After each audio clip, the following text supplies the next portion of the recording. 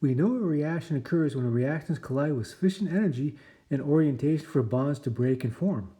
The speed or rate of a reaction depends on the frequency of collision, which depends on concentration, and the energy, which depends on temperature.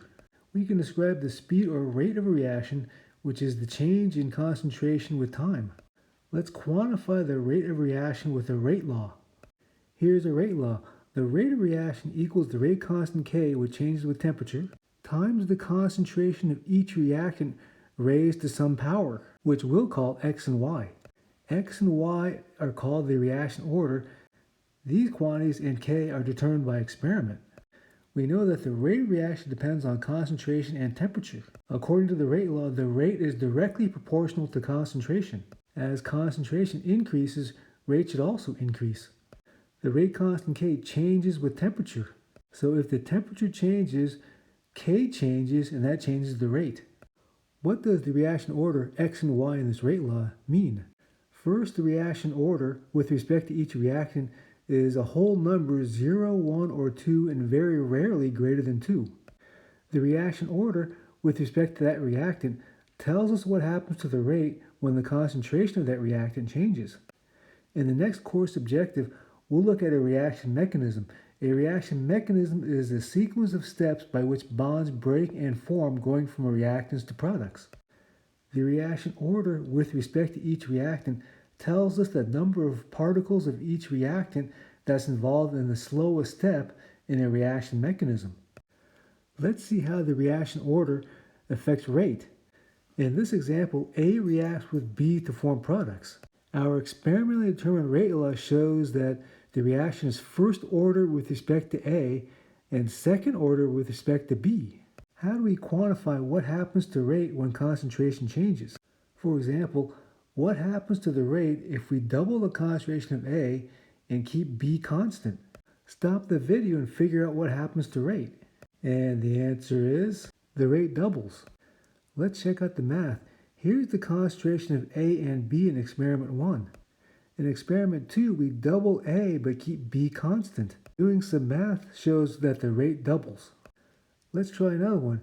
If the concentration of A is kept constant and B is doubled, what happens to the rate? Stop the video and figure that out. And the answer is, here are experiment 1 conditions and experiment 2 conditions. Since the reaction is second order with respect to B, doubling B will quadruple the rate. To summarize, for a first order reaction, doubling the concentration doubles the rate. For a second order reaction, doubling the concentration quadruples the rate. The reaction order is determined by experiment, so how do we determine the order with respect to each reactant? Here's one method. Change the concentration of one reactant, keep the other one constant. Measure the rate. Step 2 is the fun part. Interpret your data. Determine the order of a reaction with respect to the reactant in which you change the concentration by seeing what happened to the rate when the concentration changed. For example, let's take a look at this reaction and look at experiments 1 and 2. When the concentration of A is doubled while keeping B constant, the rate doubles. This means the order of a reaction with respect to A is equal to 1. Your turn. Stop the video, determine the experiments you want to compare to determine the order of reaction with respect to B. And the answer is, compare experiments 1 and 3.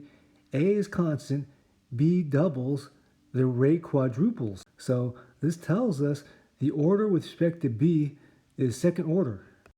Here's the math.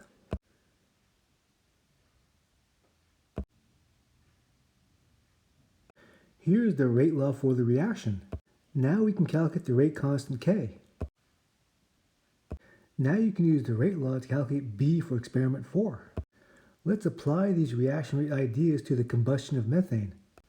Stop the video and answer these questions. And the answers are, we would have to do experiments to determine the order of a reaction with respect to each reactant. Would you expect the activation energy of this reaction to be large or small? And the answer is, in lab, we're going to look at the rate of the iodine clock reaction. In this reaction, 2 colorless solutions are mixed together. Then, after a period of time, the solution turns blue. In this reaction, 3 reactions occur. IO3- reacts with HSO3- to form I-. Then, the I- reacts with IO3- from the first reaction to form I2. Finally, I2 reacts with starch to turn the solution blue. We're going to look at the rate of the first reaction. Here is the first reaction in the iodine clock reaction and the rate law. How can you experimentally determine the order of the reaction with respect to each reactant? Just like we did in the previous example, we're going to change the concentration of one reactant and keep the other reactant concentration constant, and then measure the rate.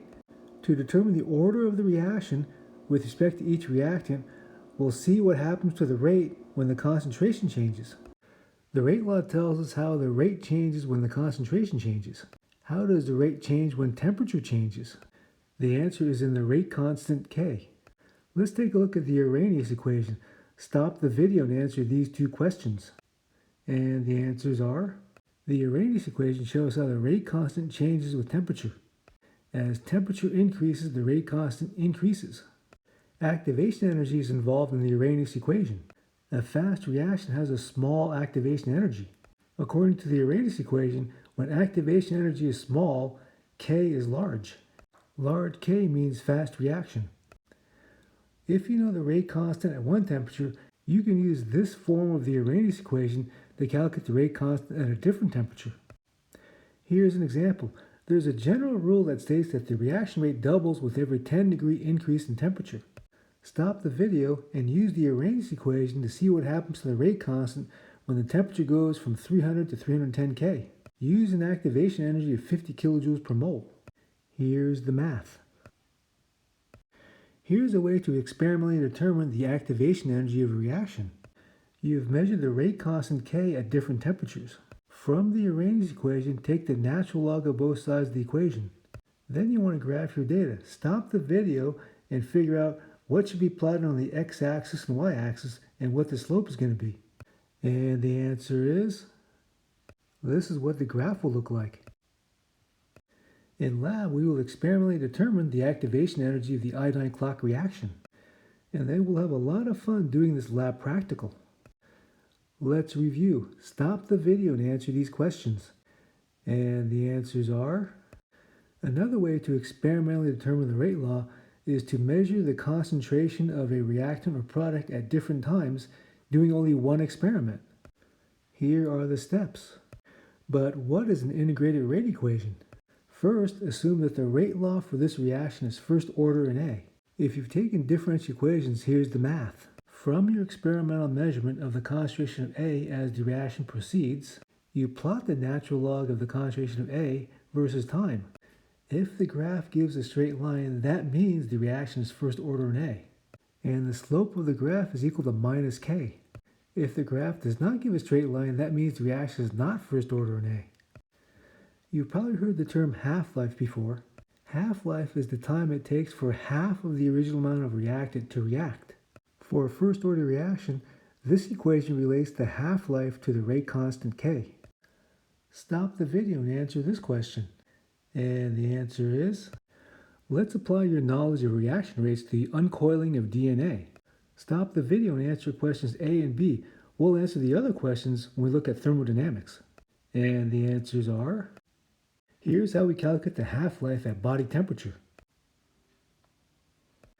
Luckily for us, the half-life for the uncoiling of DNA at body temperature is a very long 141 days. So keep cool and avoid 60 degrees Celsius conditions because your DNA will uncoil in 2 minutes.